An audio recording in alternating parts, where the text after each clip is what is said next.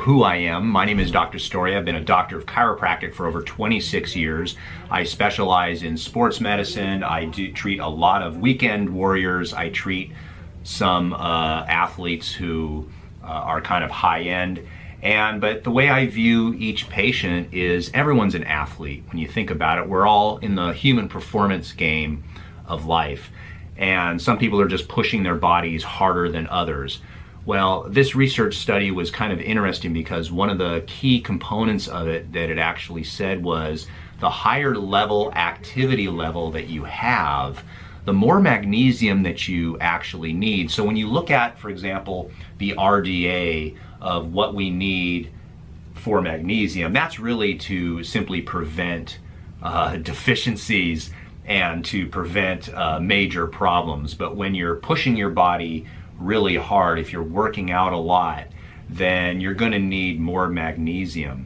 Magnesium plays a major role in many functions of our body. In fact, magnesium really works at a cellular level. So anything that occurs in our body very likely needs magnesium. You can increase the amount of magnesium in your body by eating lots of seeds, lots of vegetables, but for the most part it's really difficult, especially if you're pushing your body really hard, to get enough magnesium, and that's where supplementation comes in, and that's what the subject of this was. So now I know this is controversial, and I get it, that the word glucose has different meaning to different people, and many people try to not eat any sugars, but what they actually mean when they say they don't eat sugars is they're not eating cakes and cookies and pasta.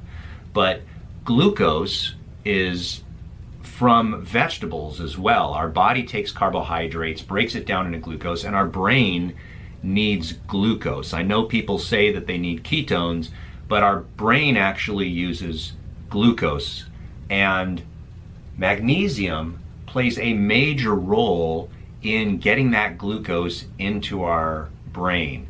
And so high magnesium supplementation will lead to a greater availability of glucose to our brain. So our brain's activity is much more heightened, and thus, because the brain and the nervous system controls all muscular functions in the body, you can actually improve athletic performance, and that is one way that it occurs. The second story behind this is high doses of magnesium will actually reduce or delay the development of lactic acid. Now, lactic acid is something, if you ride a bicycle or you run or you lift weights, it's that burning feeling that you feel inside your muscles when you are pushing it.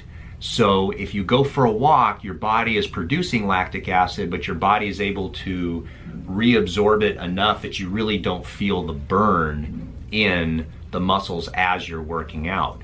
But if you're really pushing your body hard, your body will start to develop too much lactate or lactic acid, and your body will actually shut down. If you can delay that activity, that's a benefit athletically.